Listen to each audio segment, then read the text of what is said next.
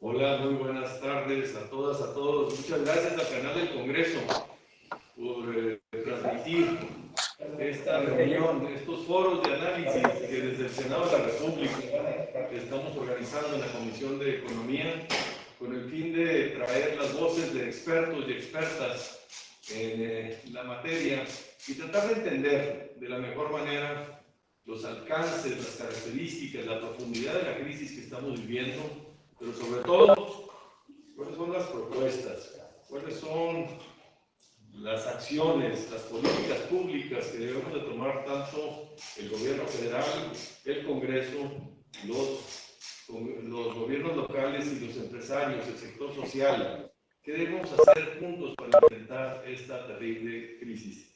Yo quiero, para empezar, darle la palabra a Manuel Molanco, quien estudió en el ITAM y cuenta con una maestría en Economía Agrícola del University of London. Se ha desempeñado en el gobierno federal, en organizaciones de la sociedad civil, en la iniciativa privada y ha sido docente. Asimismo es columnista de El Financiero. Actualmente, Manuel Molanco es el economista en jefe del Centro de Investigación en Política Pública del INCO, lo que antes conocíamos como el Instituto Mexicano de la Competitividad. Bienvenido, Manuel. Por favor, adelante. Muchas gracias, senador, y muchas gracias, señoras senadoras. Agradezco la oportunidad de dirigirme a ustedes hoy, que esta enfermedad y esta depresión económica, que quizás sea la más importante que haya vivido la humanidad en tiempos modernos, al menos desde el año 1929, nos mantienen en vilo y nos llenan de incertidumbre. A pesar de las vicisitudes, hemos aprendido mucho como país. México sabe que tiene que invertir más en el sector salud en los próximos años. Ya no basta con esquemas asistenciales orientados a reducir servicios, negociar con sindicatos y gremios y simular que tenemos un sistema sanitario para nuestra población. La realidad que estamos viviendo los mexicanos es insostenible. La gente muere en la puerta de los hospitales públicos y privados buscando un lugar para atenderse de un virus que no tiene cura, no tiene vacuna ni método de prevención, pero que puede ser letal. No es sorpresa entonces que los mexicanos estemos preocupados, aterrorizados. El sector público no ha podido generar una estrategia de comunicación clara para que la población esté consciente de los riesgos que enfrentamos. Desde el INCO saludamos con entusiasmo y esperanza el anuncio realizado ayer por el titular de la Secretaría de Hacienda, Arturo Herrera, a través del cual nos estimula a todos los mexicanos a usar un cubrebocas, porque ello será muy importante para lograr la recuperación económica y a la vez poder controlar la expansión de la epidemia. Esta es una crisis que ya se ha llevado la vida de un poco más de 40,000 compatriotas. Esta crisis significará una caída del Producto Interno Bruto probablemente superior al 10%. Es imposible saberlo con seguridad. Recuperarnos tomará tiempo. De acuerdo con estimaciones del INCO, estados como Jalisco podrán salir adelante en menos de un año, mientras que otros estados como Campeche tendrán más de una década perdida debido a la pandemia y la crisis económica derivada de ella. ¿Qué podemos hacer? Pensar hacia futuro, planear cómo podemos hacerlo mejor para las siguientes generaciones. Los mexicanos necesitamos aportar más recursos a la salud y al retiro. Quizá ya ahorramos suficiente en vivienda. Los nuevos esquemas tendrán que generar flexibilidad para que cada familia decide si quiere recursos para un hogar, para un seguro médico o para tener un retiro digno. Es indispensable universalizar la salud. Con todo respeto, soluciones fáciles y de corto plazo como el INSABI son una distracción que nos aleja de un objetivo mayor. Es indispensable que México siga los consejos de uno de sus más brillantes economistas, el doctor Santiago Levy. Si no universalizamos la salud a partir de impuestos generales al consumo como el IVA, la barrera que existe entre el trabajo informal y formal en México hará que no podamos aportar suficientes recursos para el bienestar de la población. Los impuestos al consumo como el IVA y los IEPS no tienen que ser en detrimento de los más pobres, si se combinan con una política de gasto que haga que todos los mexicanos tengan un acceso efectivo a servicios de salud de calidad y a un retiro digno. Para la recuperación económica debemos entender que el estado de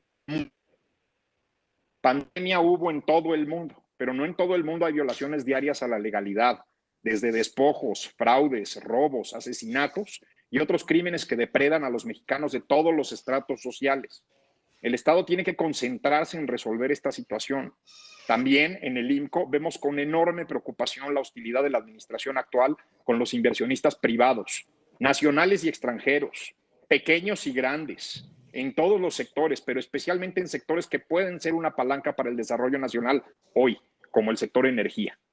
Una nueva normalidad implica que elevemos nuestra productividad y que defendamos nuestras libertades de todo tipo, pero a la vez administrando los riesgos biológicos que hoy enfrentamos. Hoy hay otros riesgos en México. Los volcanes, los huracanes, las sequías e inundaciones durante siglos han fortalecido el carácter nacional. Riesgos recientes como la violencia e ilegalidad desbordadas también nos afectan. El Estado tiene que concentrarse en resolver estas cosas que son cruciales para la vida civilizada, pero a la vez dejando a los mexicanos encontrar su nuevo camino hacia el progreso y la competitividad. Desde hace muchos años sabemos que las regiones que forjan, atraen y retienen inversión y capacidades humanas son las que más progresan en el planeta. México puede ser uno de esos lugares en el mundo, sobre todo alrededor de metas comunes que nos lleven a ese camino. Unidos prevaleceremos, divididos no saldremos de la desgracia colectiva y el sufrimiento. Unámonos, pues. Muchas gracias por su atención y estoy a sus órdenes.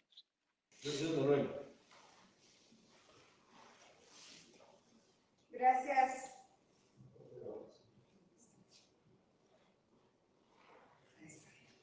Gracias, Manuel Molano. Ahora cedemos el uso de la palabra a Ricardo Fuentes Nieva, quien estudió en el CIDE, cuenta con una maestría en Economía por la Universidad de Pompeu Fabra en España, ha trabajado en el Programa de Naciones Unidas para el Desarrollo y en el Banco Mundial. Actualmente es director ejecutivo de Oxfam México. Adelante, Ricardo. Y abrimos el micrófono, Ricardo, no te escuchamos. ¿Ahora me escuchan? Ahora sí. Sí, bueno, muchísimas gracias por la invitación, senador, senadora, para este tema tan importante, y es un gusto compartir el foro también con distinguidos colegas, Manuel, Enoch y otros colegas. Creo que es un momento importantísimo para debatir qué es la situación en la que estamos y qué es lo que necesitamos hacer, qué es lo que debemos exigir a nuestros gobiernos federales, estatales, municipales, y también qué es lo que debemos exigir a nuestros representantes en el Senado y en el Congreso. Manuel, creo que el punto de partida para mí es reconocer lo profundo, lo enormemente profundo de esta crisis. Es una crisis que no habíamos vivido en generaciones y que tiene el potencial de tener consecuencias por décadas. Y para mí lo que más me preocupa desde la misión de la organización que dirijo en este momento, Oxfam México, es que además de todo es una crisis muy desigualadora. Es una crisis que afecta sobre todo a las personas que históricamente han estado en condiciones de vulnerabilidad, que han estado en condiciones de pobreza y que han estado en condiciones de marginación. Y lo vemos, ¿no? Lo vemos no solo en México, sino en el mundo. Es una crisis de muchas caras, una crisis sanitaria, una crisis económica, se está convirtiendo en una crisis social, pero que afecta sobre todo a aquellas personas que viven que tienen que pasar mucho tiempo en transporte público, que tienen incertidumbre en su ingreso diario, que viven al día, que de alguna manera no tienen acceso a servicios de educación o de salud de calidad, y que ven su vida en una dicotomía entre proteger sus ingresos y proteger su salud. Esa dicotomía es, digamos, a mí lo dijimos hace mucho tiempo, lo dijimos a fines de marzo, principios de abril, es una dicotomía que podría ser resuelta por el Estado mexicano, podría ser resuelta a través de acciones concretas que protegieran a estas personas que viven el día. Y también criticamos mucho el hecho de que la narrativa oficial del gobierno federal es que la política social era suficiente, pero la política social existente, aunque es necesaria, es insuficiente para el tipo de crisis que estamos viviendo, porque las personas más afectadas por la pandemia, por esta decisión dificilísima, muchas veces de vida o muerte, de entre salir a buscar el sustento diario o proteger su salud, son personas en edad de trabajar, son personas que están entre 20 y 50 años y que no son las poblaciones objetivo de los programas existentes. Y son millones de personas. Son el INEGI reportó que son alrededor de 12 millones de personas que ya se quedaron sin participar en la vida económica del país. Y uno se pregunta, ¿de qué están viviendo estas personas? ¿No? Y digamos, es casi una consecuencia natural que, por ejemplo, la INCOVID, que fue levantada por la Universidad Iberoamericana, muestra que probablemente después de los 3 primeros meses de esta pandemia, habría más de 75 millones de personas viviendo en pobreza en el país, que es una cifra pues que nos hace dejar de respirar un poco. Y al mismo tiempo, empezamos a ver en distintas situaciones un aumento de la inseguridad alimentaria. El equipo de Oxfam México hace poco estuvo en la península de Yucatán, porque a principios del mes de junio hubo unas lluvias muy severas. Unas lluvias muy severas que se juntaron con la recesión económica causada por el COVID y que ahora pone a decenas de comunidades en la fragilidad de no tener ni acceso a empleo del turismo, ni acceso a las cosechas, porque las lluvias se las llevaron, y no hay un suficiente apoyo del Estado, ¿no? ¿Qué es lo que necesitamos hacer? Necesitamos, como decía Manuel de nuevo, un sistema de salud, es lo que nos muestra, un sistema de salud universal y de calidad. Yo concuerdo con Manuel, las salidas fáciles no nos van a llevar a ningún lado.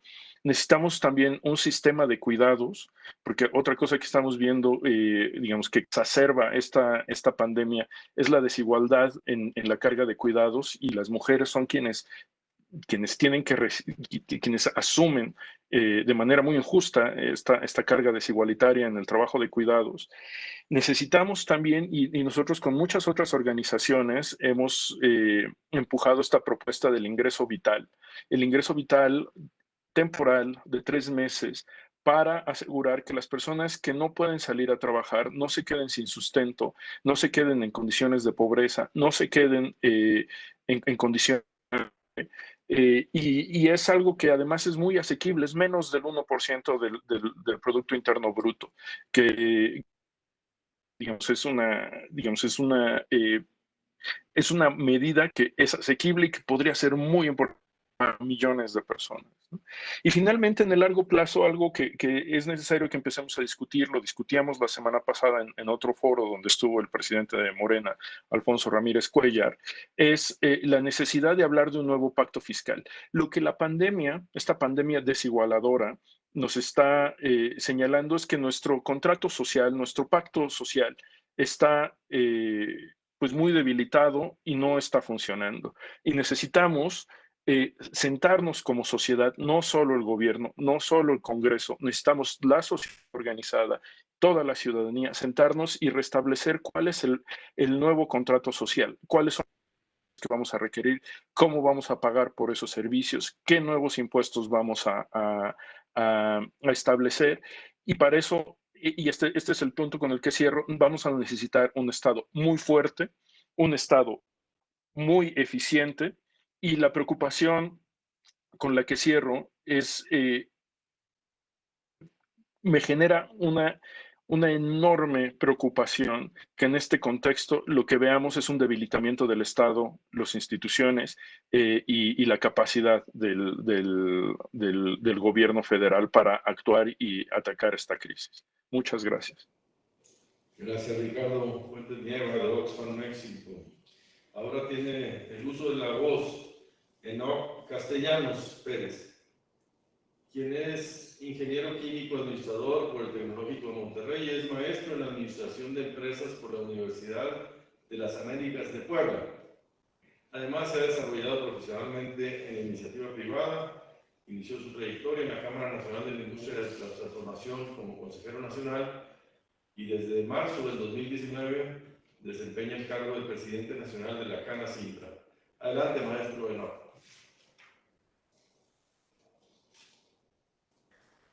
Muchas gracias, senador. Quiero saludar y agradecer la invitación a este foro de emergencia económica. Asimismo, a quienes participan en él, a mis colegas. Creo que hay una serie de coincidencias muy interesantes en cuanto a los efectos de la pandemia. Una pandemia que desde mi punto de vista pues fue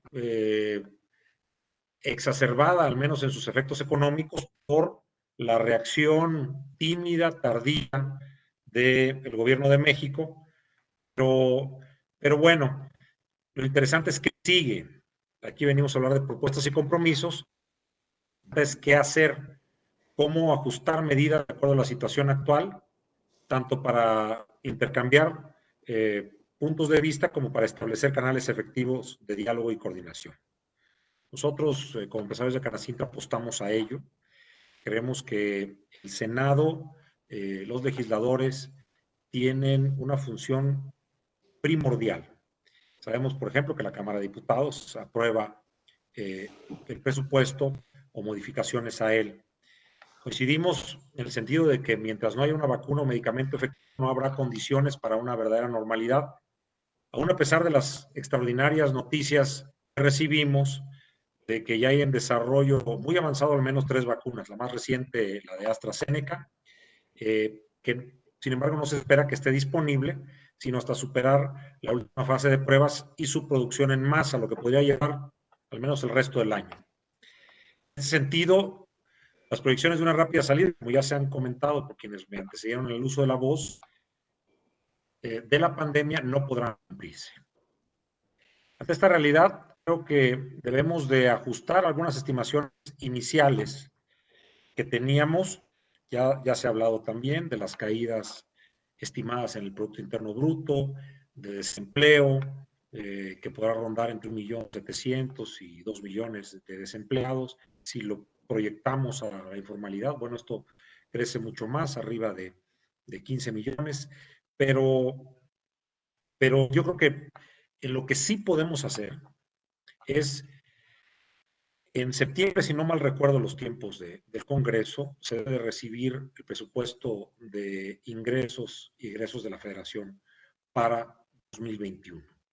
Tenemos que generar un presupuesto que reactive la planta productiva.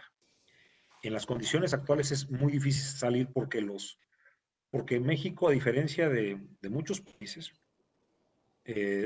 concretamente podemos hablar del G20, solo está debajo de nosotros en cuanto al porcentaje del Producto Interno Bruto que destinó para apoyar la reactivación y para mitigar el impacto de la pandemia. Sudáfrica, que destinó el 0.2%, pero México está alrededor del 0.6%.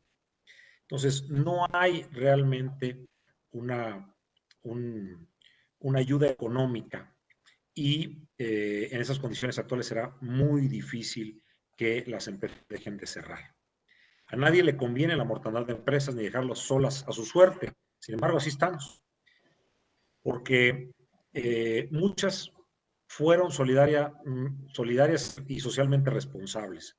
Aguantamos hasta donde podíamos a nuestros trabajadores. En el caso de la industria de la transformación, nuestra antigüedad promedio está entre 5 y 10 años en cuanto a los trabajadores, y pagamos los salarios medios de cotización más altos en el Seguro Social. Sin embargo, después de que las empresas han ido reactivándose paulatinamente, se están dando cuenta que no tienen las mismas ventas, los mismos ingresos que previos a la pandemia, como era de esperarse.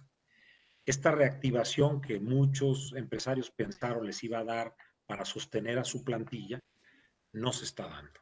Entonces, lo que viene después de un aumento muy pequeño que se va a dar en el empleo durante julio y quizás parte de agosto, es que posteriormente el resto del año vuelva a caer el empleo.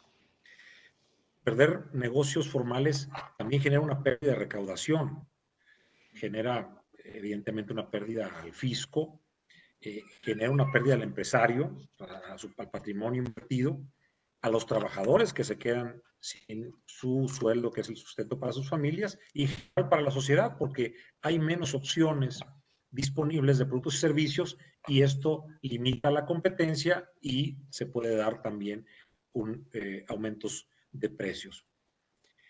La informalidad es una realidad que sin duda requiere apoyo, ya que significa, de acuerdo a datos del INEGI, un 56%. Es decir, 30 millones de personas están en la informalidad. ¿Qué podríamos evaluar ahora, de acuerdo a las expresiones que hemos manifestado y que ayer compartíamos con el secretario de Hacienda y Crédito Público? La pertinencia, se ha hablado de un salario solidario, emergente, que se mantenga mientras esté vigente el semáforo de rojo a amarillo, o incluso lo podemos poner durante un periodo de 6 meses hasta agotarse el año. Sobre todo beneficiaría a informales, desempleados. Ya hay iniciativas de ley al respecto en el Congreso de la Unión. Reconsiderar también prórrogas y facilidades en el pago provisional de impuestos sobre la renta durante el resto de 2020. Esto que ha sido de una manera muy insensible, ignorado por la autoridad, tarde o temprano se va a dar. Porque al final, en 2021, en marzo, cuando hagamos las declaraciones anuales, todo indica que vamos a salir la inmensa mayoría de las empresas con saldos a favor del impuesto sobre la renta. Y el gobierno tendrá que devolvernos ese dinero. Y ya sería caótico que todavía quisieran jinetear, pero todo es posible porque los IVAs no nos regresan, pero al menos ese impuesto sobre la renta tiene que regresar, ya que no han querido que no se paguen, no se hagan los pagos provisionales y que se lleve hasta la declaración anual el pago definitivo. Sin embargo, bueno, las empresas pequeñas, medianas, siguen cumpliendo sus obligaciones fiscales porque no se les cancelan los sellos digitales y no pueden seguir con sus actividades mercantiles. El esfuerzo que se realizó desde el financiamiento quedó muy corto. Lo vimos en el caso de los créditos de 25,000 pesos al Instituto Mexicano del Seguro Social. Básicamente tuvieron 2 fallas. La primera es ponerle el candado de que no se le iban a dar, como si fuera premio, a quienes hubieran prescindido de trabajadores en el primer trimestre del año con respecto al segundo trimestre. Justamente a ellos eran los que se necesitaba darles, porque les estás dando a quienes no tuvieron ningún problema, incluso quizás eran empresas esenciales que continuaban ventas. Y el otro punto es 25,000 pesos no sirven ni siquiera para pagar a 2 trabajadores durante un mes, si hacemos el ejercicio de que esos trabajadores ganaran 8,000 pesos cada uno. ¿Por qué? Porque al ser empresas formales tenemos que pagar contribuciones que impactan con un factor administrativo de 1.5. Es decir, esos 16,000 se convierten en 24,000 pesos que hay que pagar en prestaciones sociales. ¿Qué requerimos entonces? Pues requeriríamos adelantar el gasto público en por lo menos 4% del PIB. El gobierno ha presumido de que se han hecho medidas de política monetaria, y es correcto, se han inyectado 2.2% del Producto Interno Bruto vía el Banco de México al constituirse como prestamista de último nivel. Hay dinero en el sistema financiero nacional.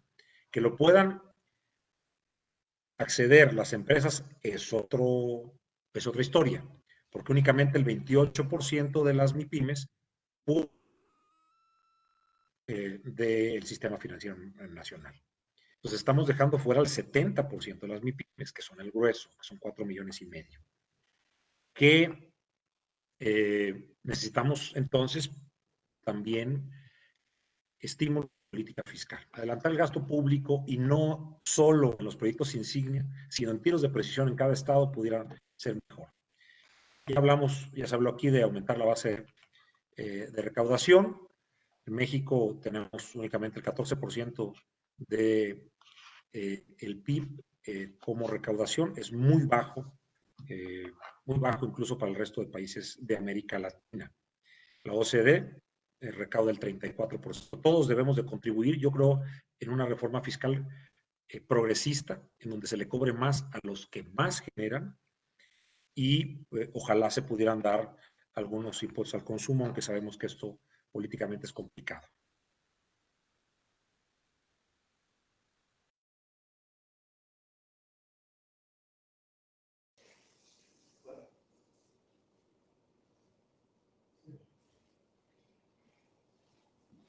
Creo que perdimos la señal con Enoc Castellanos Pérez. Si quieres, avanzamos. Ahí está. Que se diera una prórroga, una gracia de 6 meses en el pago de Comisión Federal de Electricidad a las empresas que tuvieran contratos comerciales con tarifas en baja y en media tensión. Según el Centro de Estudios Económicos de Canacintra, esto pudiera representar alrededor del 0.5% del PIB, es decir, medio. En las redes que nos están queriendo rescatar y el Fobaproa, de pagarlo a partir de 2021 de manera prorrateada durante 12 meses, sumándole la cuenta corriente de energía eléctrica del mes en curso. Esto, perdón. Estamos perdiendo la comunicación, ¿no? La señal. Ahora sí. No escuché, ¿ya me fui de largo? Sí, un poquito, pero sobre todo la señal se está perdiendo un poquito. Si pudiéramos concluir nomás. Gracias. ¿Me escuchan ahí? Perdón. Sí, sí te escuchamos.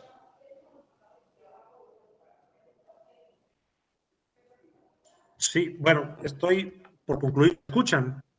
Sí, adelante, no. Ok. Entonces, terminando con lo de Comisión Federal, esto le pegaría a changarros, a talleres, a pequeñas empresas, a todos los que tuvieran contratos comerciales en baja y en media tensión. Sería de mucha ayuda, no sería considerado un préstamo para nosotros, tendría que fondear el gobierno de alguna manera a la Comisión Federal y el secretario de Hacienda ya aceptó tener una mesa de trabajo para analizarlo. No se comprometió, pero lo va a analizar. Al final, quiero cerrar con el comentario. México tiene una línea de crédito de 61,000 millones de dólares que se negoció en 2019. Más de una década con una línea que era de 75,000 millones de dólares. Yo no sé si ustedes estén enterados, pero se paga una comisión por compromiso cada año que no se use para tener este dinero disponible. 5 países hemos accedido a esta línea: México, Chile, Colombia, Perú y Polonia. Polonia ya la dejó en 2017, pero ¿qué caso tiene tener una línea para emergencia si cuando hemos tenido la crisis más catastrófica en un siglo no queremos acceder, ni siquiera no usar los 61,000 millones, con 10,000 millones de dólares se pudieran cubrir el salario de emergencia y el préstamo a Comisión Federal. Al final, México tiene una deuda que es del 49% del PIB, sin pedir un solo dólar, llegará al 60% por la disminución que va a tener el Producto Interno Bruto Nacional al caer al menos 10%, como aquí se ha dicho. El cociente se elevará hasta 60% del Producto Interno Bruto, la deuda. Y el promedio de la OCDE es de 84%. Estados Unidos tiene 136, Japón 234. Si bien ellos acceden a tasas mucho más inferiores que nosotros, no vaya a ser que cuando necesitemos el dinero ya no lo tengamos disponible o sea demasiado caro. Con esto cierro mi participación y agradezco la posibilidad de haber compartido estas ideas con ustedes. Muchas gracias, Enoc. Ahora cedemos la palabra a Mayuri Martínez, quien es originaria de Chetumal, Quintana Roo, es licenciada en Derecho, ha ocupado diversos cargos como diputada local en la 15ª legislatura del Congreso de su estado. Asimismo, fue regidora del Ayuntamiento Tompe Blanco del 2013 al 2016. Recientemente propuso a su grupo parlamentario en el Senado de la República una iniciativa legislativa para hacer frente a la crisis económica nacional ocasionada por la emergencia sanitaria COVID-19, la cual fue arropada y enriquecida y presentada como grupo parlamentario la iniciativa de ley de emergencia y recuperación económica. Actualmente se desempeña como senadora de la República de la 64ª legislatura. Adelante, Mayuri.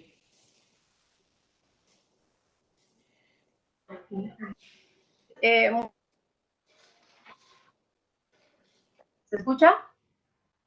Sí. Ay, pues, muchísimas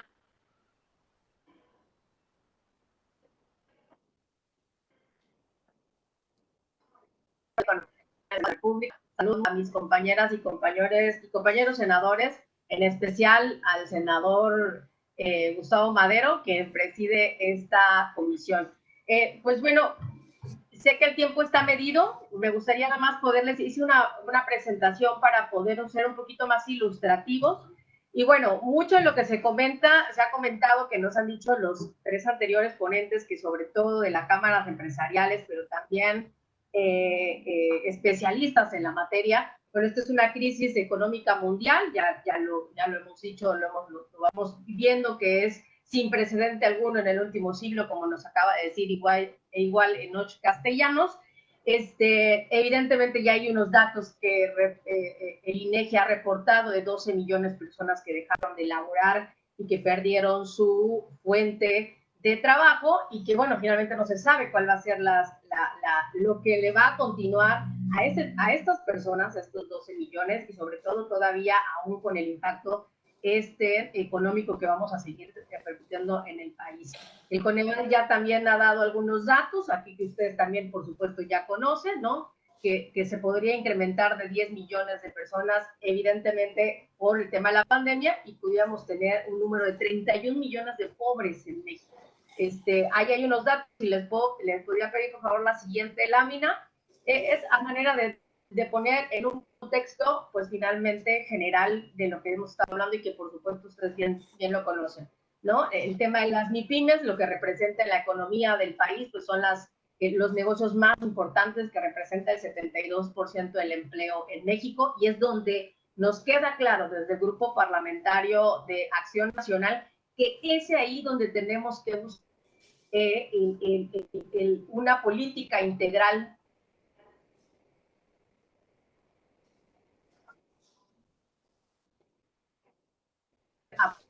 a los millones de empleos que generan MIPYMES. Ahí da que hay con la siguiente, si me ayudan con la siguiente lámina.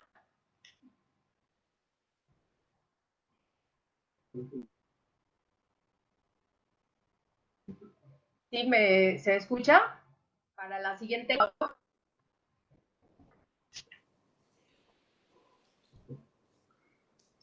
Sí, yo avanzo, aquí tengo las mías, pero bueno, ojalá que Sí, bueno, ya estamos.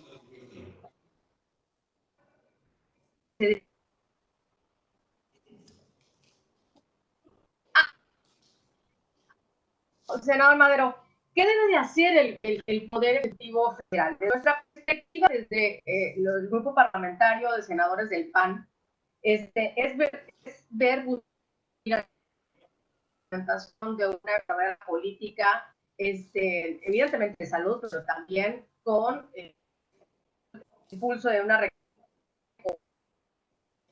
nacional. Juega un papel fundamental, o sea, no a esta situación, porque necesitamos generar igual, ¿no? En este contexto que estamos viviendo, porque necesitamos evidentemente la iniciativa privada de los académicos, necesitamos que el Ejecutivo, el Legislativo y finalmente como sociedad usar una política mucho más a fondo, como hace un rato venían comentándolo algunos de ustedes que aquí tomé nota precisamente de ello. Y es por ello que desde nuestro grupo parlamentario se impulsa precisamente la ley de emergencia y recuperación económica, que esta ya está ingresada en el Senado. Los principales objetivos de esta iniciativa, bueno, que el Estado mexicano cuente con un marco jurídico que contemple esta declaratoria de emergencia económica. ¿Qué significa? Eso hemos estado escuchando, que necesitamos hacer diferentes propuestas en materia ISR, IVA, el universal o el ingreso solidario, que hemos, bueno, muchos hemos diferentes en el programa, en el proyecto que se establece. Y bueno, finalmente, el que se pueda determinar una declaratoria de emergencia económica, en lugar de hacer diferenciaciones o decretos nada más, en el caso de ejecutivo, o reformas en lo individual en diferentes marcos normativos, pues ¿por qué no generemos un marco normativo que precisamente pueda declararse esta emergencia? Y por eso es la ley de emergencia y recuperación económica. Esta puede ser por una contingencia sanitaria, como es en el caso que hoy se nos presenta, o un caso fortuito, o también de fuerza mayor. ¿Qué es lo que necesitamos en esta ley? Bueno, necesitamos establecer reglas totalmente claras de promoción, de fomento, en dónde va a intervenir, cómo va a intervenir el Estado, y por supuesto también la iniciativa privada, que funge como un papel fundamental en esto. Si le damos la siguiente, por favor. La siguiente lámina.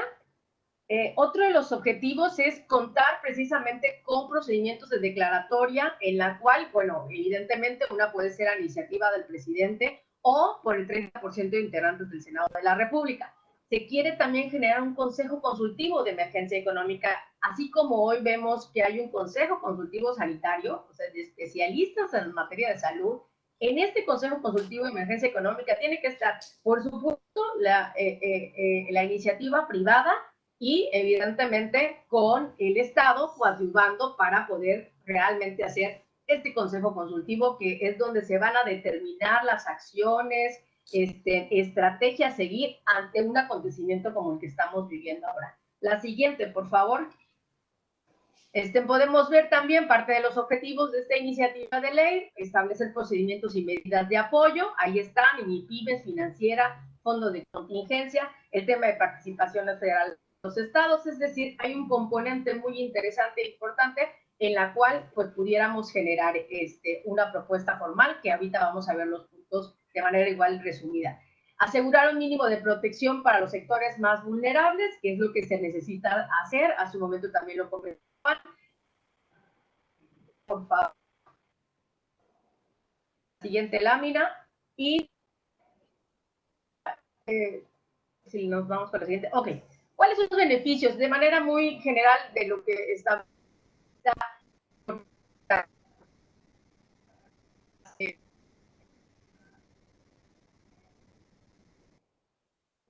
trabajadores. En el caso de los llamamos universal, han dicho diferentes cámaras empresariales, algunos otros nombres. Bueno, finalmente hay por parte de nosotros esta propuesta. Finalmente, evidentemente, se puede matizar, se puede buscar el mejor mecanismo, pero ahí está. Estamos nosotros estableciendo que se pueda llevar a cabo un ingreso básico universal. Exención de impuestos de ISR a los que ganan menos de 10,000 pesos. Esto es un tema que también no es de ahorita, sino que desde el año pasado hemos teniendo como grupo parlamentario, hemos presentado varias propuestas en el Senado de la República y lamentablemente todavía no han sido satisfactorias en su resultado, pero también lo ponemos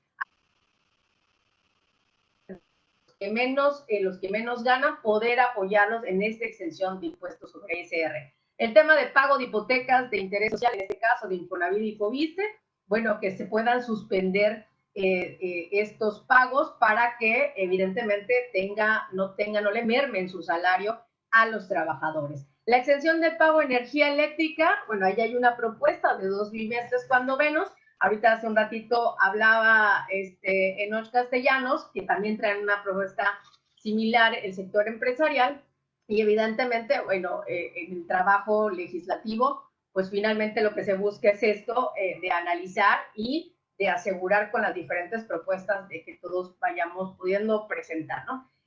Otro es el apoyo para poder sostener los empleos que representan el 72% de la planta laboral. Nosotros consideramos que se deban de haber apoyos para poder estabilizar las finanzas finalmente de las MIPYMES, que es lo que más le está golpeando a la economía de los mexicanos.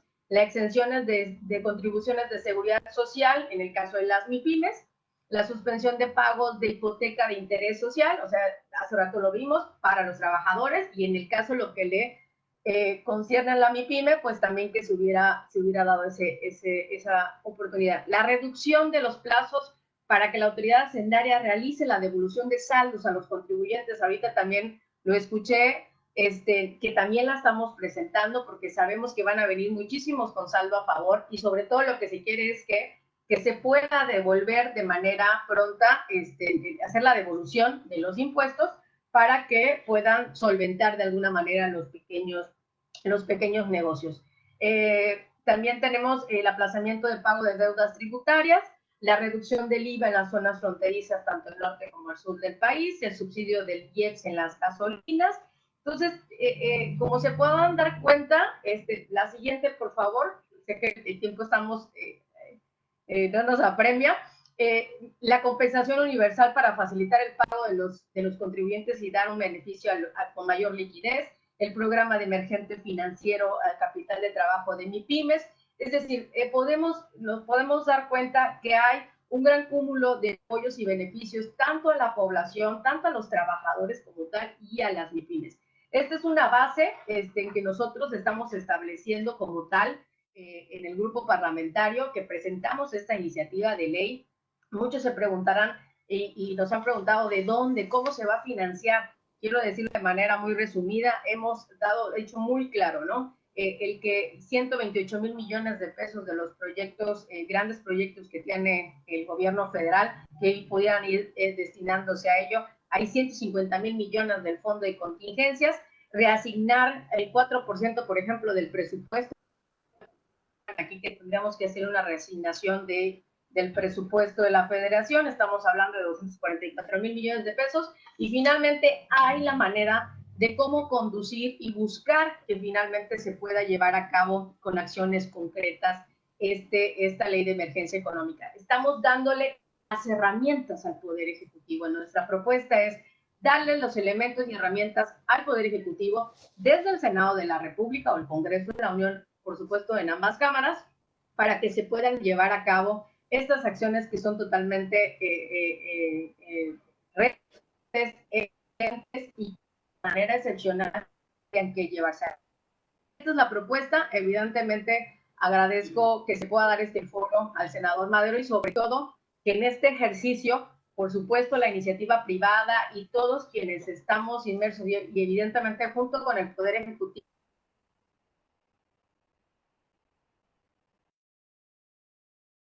esta propuesta pueda finalmente plantearse y manejarse y evidentemente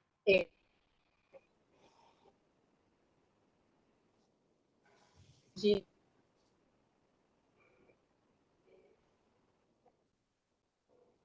hacer muy integral. Esa es la propuesta de nosotros, ahí está presentada en el Senado de la República y pues qué bueno que en esta foro de emergencia económica me dieran la oportunidad de poder plantearles lo que los senadores del PAN hemos presentado de manera unas semanas, precisamente para pues sobrellevar la situación. Muchísimas gracias, Marres. Muchísimas gracias, senadora Mayuli Martínez, por esta presentación. Tenemos en la pantalla a Claudia Anaya, senadora. No sé si quisiera intervenir. ¿Me escucha, Claudia? Claudia Anaya. Sí, aquí estoy, los escucho.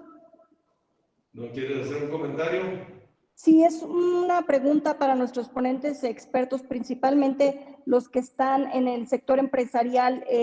Ayer estuve en otro foro, por eso no pude acompañar el que tuvimos, precisamente de reactivación económica, y estaban comentando varios de los ponentes, porque muchas de las alternativas que se han dado por parte del gobierno federal es el uso de la banca de desarrollo. Yo quiero preguntarles, porque necesito contrastar distintas visiones, si ustedes han tratado de accesar a los créditos de banca de desarrollo. Me estaban comentando que estaba muy complejo el poder adquirir un préstamo por banca de desarrollo y que también les parecía que las tasas de interés estaban muy altas. Yo quiero saber su opinión, si les parece que la tasa de interés que está manejando banca de desarrollo es la apropiada o si debe de bajar en atención a la crisis, y qué les parece los mecanismos para accesar a un crédito a través de banca de desarrollo. Gracias. Vamos a incluir en esta ronda de cierre para los expositores algunos puntos que consideramos relevantes y quisiéramos conocer su postura sobre universalizar la salud o no, el ingreso vital o salario solidario, cuál es la postura de nuestros ponentes, el nuevo pacto fiscal, qué es lo que se debe de considerar, su opinión sobre el paquete fiscal 2021 con una visión de reactivación económica, qué consideraciones y acciones se deben contemplar, y también si consideran oportuno el endeudamiento para nuestro país en este momento y que esto pueda ayudar a salir de la crisis en la que nos encontramos. Les vamos a solicitar a nuestros ponentes en el orden en el que estuvimos, el que nos puedan ir haciendo sus comentarios al respecto. Volvemos a mencionar el orden. El maestro Manuel Molano sería el primero, a continuación sería el maestro Ricardo Fuentes, después sería el ingeniero Enoch y finalmente la senadora Mayuri Latifa. Con estas consideraciones y la pregunta que ha hecho nuestra senadora Claudia Naya. Muchas gracias. Tienen 2 minutos para el cierre de esta ronda. Senadora Naya, muchas gracias por la pregunta. Mire, yo creo que el problema es que en una depresión económica, que sí es un momento raro en la historia económica porque no hay tantas, la incertidumbre es tan grande que la gente y las empresas no están tratando de tomar nuevos créditos, sino están tratando de liquidar los existentes y ahorrar la mayor cantidad de efectivo posible. Entonces, en este efecto en donde la gente ahorra efectivo, luego empiezan a tener desconfianza en el sistema financiero porque el efecto de contagio por los préstamos no pagados al sistema bancario pues puede ser grave y la gente empieza a guardar dinero abajo del colchón. Cuando la gente empieza a guardar dinero abajo del colchón, el dinero no circula y lo que acaba pasando es que la crisis se profundiza. Esto lo estudió Lord Keynes en los años 20 y economistas como Krugman, su libro Depression Economics es muy bueno, les recomiendo mucho echarle un ojo. ¿Qué se puede hacer? Bueno, una posibilidad es lo que está pasando en este momento, que hay emisión primaria, ¿no? No es la posibilidad más divertida porque la inflación luego nos pasa sus costos y la inflación sobre todo le pasa después es un problema, pero de alguna manera ayuda. ¿Por qué? Porque en la medida en que la inflación erosiona el valor del efectivo, la gente tiene un incentivo para sacarlo del colchón y convertirlo en bienes y servicios y eso te genera cierta reactivación económica. Quizás, más allá de medidas de crédito o de política monetaria, lo que tienes que generar son políticas de certidumbre. Que la gente pueda saber, seas un microempresario, seas un empresario grande, seas solamente un obrero que mantiene a su familia, seas una mamá soltera que mantiene a sus 3 hijos, que sepas qué va a pasar contigo en los próximos meses. En este sentido, propuestas como el ingreso básico puede funcionar muy bien. A mí siempre me preocupa de las cosas que son universales y básicas es que luego no son universales y no son básicas. Si se lo damos a todos, en una de esas generas incentivos contrarios. Si seleccionas gente para dárselo, puede convertirse en una cuestión de clientelas políticas como lo que estamos viviendo en esta administración, como lo que hemos vivido en gobiernos en México en los últimos 150 años. Entonces, ahí creo que el diseño de las reglas de operación tiene que ser muy cuidadoso. Yo creo que en ese sentido, organizaciones como el INCO, como Oxfam, como México Evalúa, les podemos ayudar a diseñar programas de manera que funcionen. En el caso del ingreso básico, yo empezaría por núcleos pequeños de población y tratar de hacer que esos núcleos pequeños de población se evalúen con pilotos y se decida si realmente mejoraste el bienestar o no y puedas ir creciendo los programas, probándolo. La de la salud me parece importantísimo. Yo creo que hay este gran mito de que no podemos tener impuestos al consumo. Sí se pueden tener impuestos al consumo siempre y cuando la población sepa qué le estamos dando a cambio. ¿Sí? Y lo que pasa es que nuestra promesa de te voy a dar mejor salud y te voy a dar una red de seguridad social mejor siempre ha sido una promesa muy vacía. Pero la cantidad de empleos que se podrían generar si el sistema no estuviera recargado solamente en el sistema de renta y estuviera más recargado en el sistema de consumo, sería increíble. Cuando yo tomo de esta botella de agua, lo que estoy haciendo es destruir valor, porque esta agua que yo me tomo no la puede usar nadie más. Entonces, este acto tendría que estar grabado, ¿sí? Mientras que si estoy generando riqueza, si estoy produciendo, no debería yo tener tantos gravámenes. Al final, todos somos consumidores, los empresarios, la gente más pobre, y el impuesto al consumo es proporcional al ingreso. Más si tienes un gasto redistributivo, creo que puedes anular cualquier efecto que dañara el consumo de las clases más populares. Yo creo que por ahí me iría y de verdad, senadores, qué bueno que hicieron este foro, se los agradezco enormemente y en el INCO estamos a sus órdenes para ayudar a esto. Les envía un saludo cordialísimo mi directora, la maestra Valeria Moy, mi presidente de mi consejo, don Valentín Díaz Morodo y todos los que trabajamos ahí. Muchas gracias. Muchísimas gracias, Manuel Molano. La verdad, los puntos sobre las CIS con mucha claridad. Saludos también a Valeria y a Valentín. Y le pasamos ahora la palabra a Ricardo Fuentes Nieva, por favor, comentarios finales. Muchísimas gracias. ¿Me escuchan? Sí.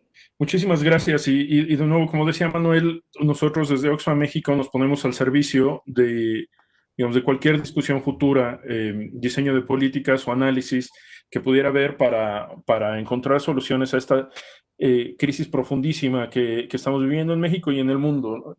Específicamente sobre las preguntas, el salario solidario contra el ingreso vital, creo que lo primero que hay que reconocer es que serían dos políticas que estarían atacando problemas distintos. Y nosotros a finales de abril escribimos un documento que se llama Vivir al Día, donde de hecho proponíamos una versión de las dos. El salario solidario puede ser un mecanismo para proteger el empleo formal. Y el ingreso vital temporal, y ahora voy a entrar digamos, a la diferencia entre el ingreso vital temporal y el ingreso básico universal, podría apoyar a los millones de personas que viven que trabajan en informalidad y que tienen una precariedad, una precarización de su sustento. Entonces, yo creo que las dos políticas en este momento, digamos, eran urgentes hace 3 meses, ahora siguen siendo necesarias y van cambiando, digamos, el diseño, digamos, que se requiere. Después de estos 12 millones de personas que ya no están dentro del mercado laboral que reconoció el INEGI, la reabsorción de esas personas va a ser importantísima, ¿no? Y allí, de nuevo, habría que ver cómo una mezcla entre un salario solidario y un ingreso vital es lo importante. Casi por definición, las personas que requieren o que serían, digamos, la población objetivo del ingreso vital son aquellas quienes son más vulnerables, ¿no? Porque, como les decía, son aquellas quienes están en el sector informal. Entonces, allí también hay un ejercicio de priorización. Sobre el ingreso básico universal, Manuel dijo algo importantísimo, que es el pilotaje y empezar pues en áreas confinadas, en grupos confinados. No sé si son municipios o son alcaldías, pero creo que el aprendizaje es importante. Y nosotros desde Oxfam México hace ya 2 o 3 años que llevamos empujando, digamos, esta idea de un ingreso básico universal que a veces se confunde, que se tiene que implementar inmediatamente de manera nacional, pero se puede implementar de manera escalonada con aprendizajes y pilotajes, con un enfoque de derechos, porque otra cosa que Manuel dijo que es muy importante es evitar el clientelismo. Pero hay evidencia que una especie de transferencia basado en derechos, legalizado, que que se aleje, digamos, la recepción de ese ingreso, se aleje del tomador de decisión o del partido político con base, digamos, en un derecho social, puede tener efectos empoderadores. La CEPAL ha documentado esto y lo está comunicando muy fuertemente en las últimas semanas, ¿no? Entonces, eso creo que también es importante y de nuevo nosotros ponemos a la disposición el protocolo para pilotear un ingreso básico universal que hicimos público hace años, pero que empezamos a comunicar con tomadores de decisiones al inicio de la pandemia en marzo y que con mucha frustración vimos que cayó en oídos sordos en el gobierno federal. Sobre el endeudamiento, Enoch ya lo mencionó, México tiene una línea de crédito con el Fondo Monetario Internacional que debería ser utilizada inmediatamente y que de alguna manera, y que no lo estemos utilizando, a mí me parece una irresponsabilidad histórica. Una irresponsabilidad histórica porque son miles de personas que están muriendo cada semana, son millones de personas que están perdiendo su empleo durante el proceso de la pandemia y que son no lo sabemos porque son millones de personas que están siendo expuestas a una experiencia de pobreza que sin la pandemia y con acción gubernamental, una acción gubernamental bien diseñada y fuerte, no tendrían que estar en esa condición. Finalmente, el último punto que quiero tratar es el del impuesto al consumo, ¿no? De nuevo, aquí el punto fundamental es el gasto redistributivo. El impuesto al consumo en sí mismo es regresivo. Y los impuestos al consumo que funcionan son donde los estados tienen la capacidad de redistribuir. México, ahora y antes, no ha tenido el Estado mexicano no tiene una capacidad redistributiva.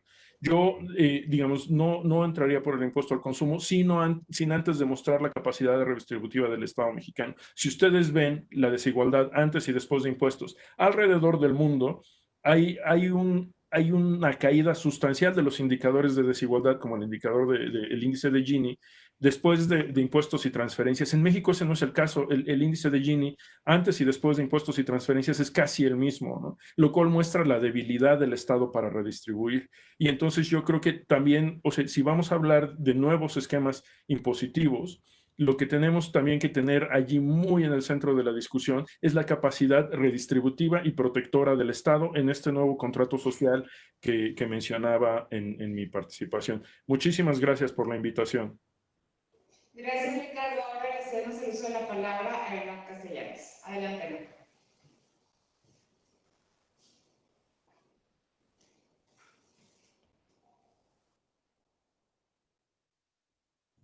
¿Le ponen sonido a Enoch? Creo que estás con el... Ahora sí, adelante ya. Ya, ahora sí, ya está. Me tenían, sí, ya. Bueno, agradecía a la senadora Verónica Martínez y al senador Madero nuevamente. Creo que se nos ha querido vender la idea que es irremediable la crisis económica como la pandemia. Yo creo que hay una dosis de verdad, pero sin duda la agudización de esta crisis económica depende de las acciones u omisiones que ha hecho el gobierno federal. Yo creo que no hay condiciones actuales económicas como para implementar el ingreso básico universal. Sería deseable hacerlo, sin duda concuerdo con mis compañeros. Hoy por hoy lo que debemos de tener es un salario solidario de emergencia. ¿Por qué? Porque hay gente que se está muriendo y, como ya se mencionó, va directamente a la informalidad, a aquellos que están desempleados. A ellos tenemos que destinarle ese salario solidario de emergencia. La labor del Congreso de la Unión, concretamente de la Cámara de Diputados, para revisar el presupuesto de egresos de la Federación va a ser clave, porque estamos en un punto en donde hay un choque de visiones entre la ciencia y la técnica que representa el secretario de Hacienda, con credenciales muy amplias, habiendo trabajado para organismos internacionales, teniendo un doctorado la Universidad de Nueva York, sabiendo de economía y, con todo respeto, a nuestro presidente de la República. Si los criterios de política económica para 2021 no tienen bien el decrecimiento de este año o el crecimiento futuro para 2021, han proyectado la paridad peso-dólar, el precio del petróleo, porque pudiera haber una tendencia a manipularlos desde el punto de vista político, más si estamos en un periodo electoral. Al final a la gente se le puede vender de una manera y lo que sucede en el año antes o después de las elecciones va a ser otro. Hay mil maneras para explicarlo. Pero volviendo a lo técnico, creo que debiéramos de ir a un presupuesto que definitivamente considerara la reactivación económica. Claro que sería deseable el tener un nuevo pacto fiscal federal. No creo que haya condiciones. El presidente, a pesar de que lo haya dicho, no va a hacer ningún acercamiento formal con los gobernadores hasta pasada la elección, por la obviedad de que puede cambiar el mapa político y buscará tener más aliados para poder ir a una convención hacendaria. Creo también que, como dijo Ricardo Fuentes, y lo dijo muy bien, a mí se me hace también sumamente irresponsable.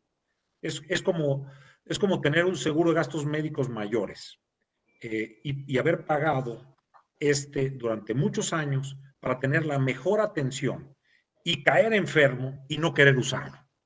¿Por qué? Porque voy a tener que pagar el coaseguro o voy a tener que pagar el deducible.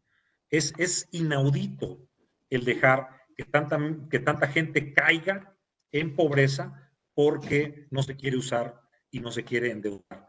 Pero además, esto también tiene implicaciones. Ya vimos, porque la política monetaria no está contestando a la senadora Mayuli Martínez. Fíjese que he estado yo personalmente en contacto, hemos cruzado varias llamadas con la senadora Nubia Mayorga. Sé que en la Comisión de Hacienda del Senado está la inquietud de cómo le están llegando los recursos a las MIPYMES. Bueno, la mala noticia es que no les están llegando. Acabo de tener una reunión previa con empresarios del Estado de México. De 80 solicitudes del crédito impulso que me reportaron, han autorizado 10. Han autorizado 10. Ahora, no puede ser una política muy transversal, porque como ya mencioné en mi participación anterior, únicamente el 28% de las MIPYMES pueden acceder a un crédito. Entonces, estamos dejando al grueso, el 70% fuera. Y de ese porcentaje, hay otro problema que hablando con Luis Diño Rivera, salió y que yo me enteré también a través de otras personas. El hecho de que Nacional Financiera, que tiene que constituir las garantías, trae amarrado porque el presidente tiene el temor de que el dinero se vaya a empresas grandes y a rescatarlas. Entonces le ponen demasiados candados y el dinero no está fluyendo. Ahora, el tema de la tasa, 13.9% y los gobiernos están subsidiando, como el caso de Tabasco, el 4%. Sí se me hace alto. Si tenemos una tasa de referencia fijada por el Banco de México de 5%, de 500 puntos base, estamos metiendo el 5% a créditos que ya tienen el 70% de garantía por la banca de desarrollo. Entonces, creo que sí, la banca se puede hacer más, tanto en los criterios de elegibilidad, que de repente se quieren poner muy exigentes, diciéndole, es que no debes de tener ninguna mora en ningún otro producto en este año. Bueno, pues si vendo desde marzo un solo peso en tres meses, algo debí dejar de pagar. La mayoría de las empresas viven al día. O dejé de pagar la luz, o dejé de pagar impuestos, o dejé de pagar sueldo. Algo sucedió. Tristemente, esto no está sirviendo para detener la mortandad de empresas. Otro tema es el repago. Si no tengo condiciones para generar ese repago, como estamos viendo, con la baja en los ingresos de las empresas que ya se reactivaron, pues es difícil el tomar un crédito. Por eso estamos buscando, además de las medidas en política monetaria, medidas también de política económica. Creo que con esto que cierro. Yo, por supuesto que creo que se pudiera dar, y en ese sentido también voy muy de la mano de lo que comentó Ricardo Fuentes, impuestos al consumo, pero también tendría que ser redistributivo.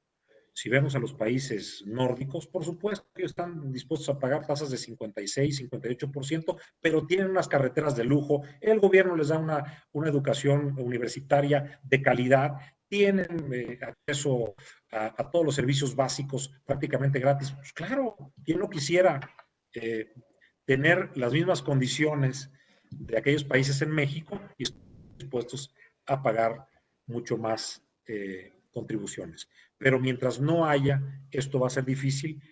Me gusta mucho el concepto de ir a un nuevo pacto social, pero también siendo muy objetivos, esto no se va a dar con la composición de políticas que tenemos actualmente. Muy agradecido de que se escuche la voz de los empresarios de Canacintra en este foro en el Senado. Nuevamente, muchas gracias por invitarme. Muchas gracias, senador. La verdad, muy interesante escuchar la voz de los empresarios, de los industriales, las preocupaciones de las MIPYMES, que son las que van a sufrir más en estas condiciones, y ver cómo podemos prepararnos para, en la medida de lo posible, ayudar a atravesar esta difícil situación. Quisiera darle, por último, la intervención final a Mayuri Martínez. Por favor, Latifa, adelante. Muchas gracias, senador Madero. Sí, creo que al final de las diferentes intervenciones de los expertos, de verdad, de Ricardo, de Manuel, de Noche, ahorita nos ayudan a tener un panorama, sobre todo desde este lado también, desde el Poder Legislativo. Nosotros hemos hoy puesto en la mesa del Senado de la República este instrumento, obviamente, en el que tenga que ser fortalecido, enriquecido por tanto como ustedes, con quien son expertos en la materia y sobre todo son especialistas en materia económica, y ante esta situación creo que es muy importante que pudiéramos generar como este foro otras mesas más con el propósito de dar precisamente el instrumento jurídico para el Estado mexicano. Evidentemente, lo que ustedes ya lo explicaron hace un momento, la diferenciación entre el salario solidario, el ingreso vital. Bueno, nosotros como senadores del PAN estamos impulsando el ingreso básico universal. Finalmente, es parte de lo que, pues, del análisis en el Poder Legislativo que se pudiera hacer en mesas como esta y muchísimas otras más que se pudieran estar organizando con el propósito de ir homologando los criterios, y sobre todo por eso en esta misma propuesta de la Ley de Emergencia Económica pues establece un consejo consultivo en donde van a estar especialistas del país, ¿no?, junto con el Ejecutivo Federal, precisamente para ir generando las mejores políticas ante la situación y la crisis que estamos padeciendo. En el tema de endeudamiento, pues platica que se ha analizado inclusive en nuestro grupo parlamentario, y en lo particular, quiero hablar en lo muy particular, creo que tiene que haber una política de Estado, o sea, es decir, tiene que haber de manera clara cuál va a ser en un momento dado de cómo vamos a ir financiando todos estos programas, apoyos, como que tanto, en este caso nosotros, tanto en la Ley de Emergencia Económica, empresariales, académicos, por supuesto también y cositas, evidentemente es tener un seguro ahí y no hacerlo válido. Entonces creo que ahí finalmente tiene que generarse una política de Estado totalmente clara ante la situación en la que estamos, para que se pueda dar este tipo de apoyos, programas. De lo contrario, pues no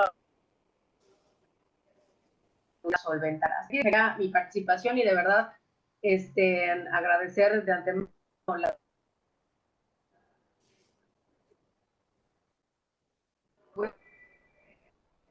expertos en la materia. Muchas gracias. Muchas gracias, senadora. Claudia Naya, ¿algún mensaje final? Muchas gracias de verdad a todos los expertos que el día de hoy nos estuvieron acompañando en el panel. Para nosotros es muy importante recoger todas las opiniones que nos dieron en el día de hoy, porque finalmente ustedes son quienes están en la práctica cotidiana de lo que está enfrentando esta pandemia y es nuestra responsabilidad saberlos escuchar y aterrizar en propuestas legislativas que puedan ser implementadas por el Ejecutivo. La verdad es que las buenas ideas no han faltado. Creo que los empresarios de México han estado a la altura, no solamente con el tema con las buenas ideas, sino también el Consejo Mexicano de Negocios con el factoraje que está negociando con el Banco Mundial, con el fondo, con el BID, perdón. Ha sido también un ejemplo claro de que los empresarios en México no se quedan con la mano extendida esperando a que el gobierno les solucione los problemas, sino que de mutuo propio han buscado alternativas de solución. Creo que todas las opiniones que han dado son sumamente importantes. Ojalá el gobierno federal quiera implementar algunas de las valiosas propuestas que ustedes están dando y reflexionemos también sobre el tema del crédito, sobre todo por la visión que trae este gobierno federal. Crédito sí se ha pedido. Si ustedes revisan los saldos históricos de los requerimientos generales del sector público, se darán cuenta que en este sexenio, lo que va de este sexenio, en estos año y medio prácticamente, se han endeudado al país prácticamente lo mismo que en el sexenio anterior. Entonces, en ese sentido, por las renegociaciones, por los créditos que están previamente autorizados desde la Ley de Ingresos de la Federación, aquí el tema es a dónde se orienta el recurso que se ha solicitado. Si se va a pedir dinero para mandarlo a Dos Bocas, honestamente yo preferiría que mejor no se pida dinero prestado. Entonces, si no se va a hacer algo serio, algo para impulsar a la economía mexicana, de verdad que es preferible que el gobierno mexicano no pida dinero para tirarlo o para dilapidarlo, pues en estas obras faraónicas que hasta inviables se ven. Ojalá.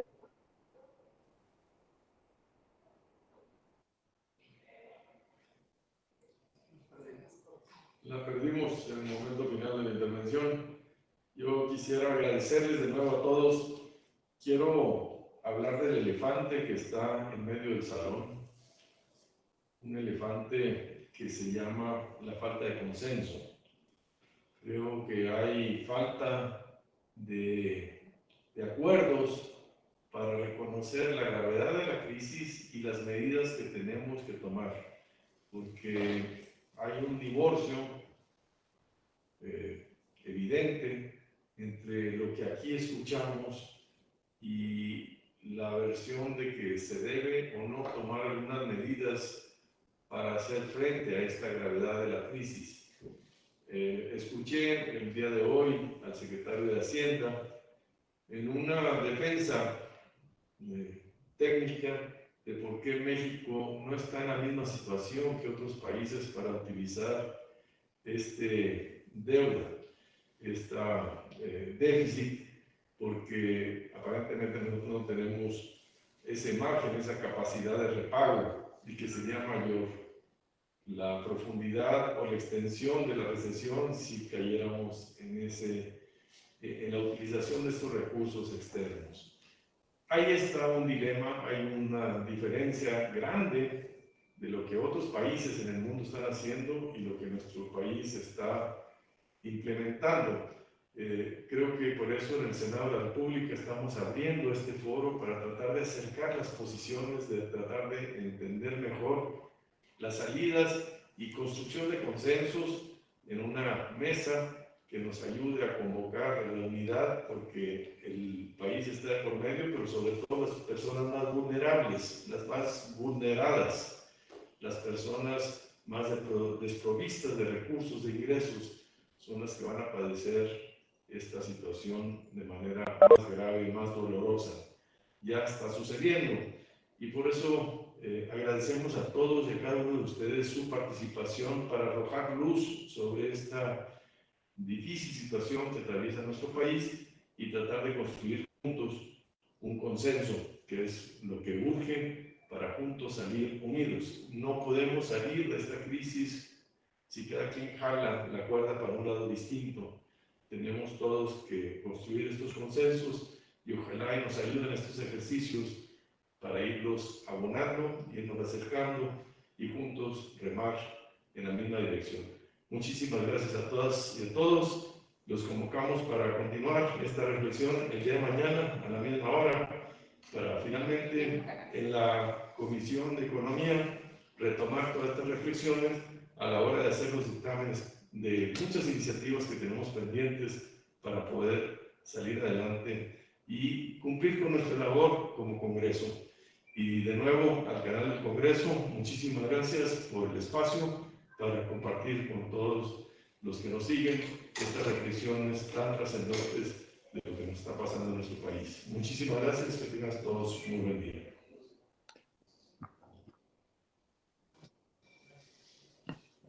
Muchas gracias. Hasta luego. Gusto en ver.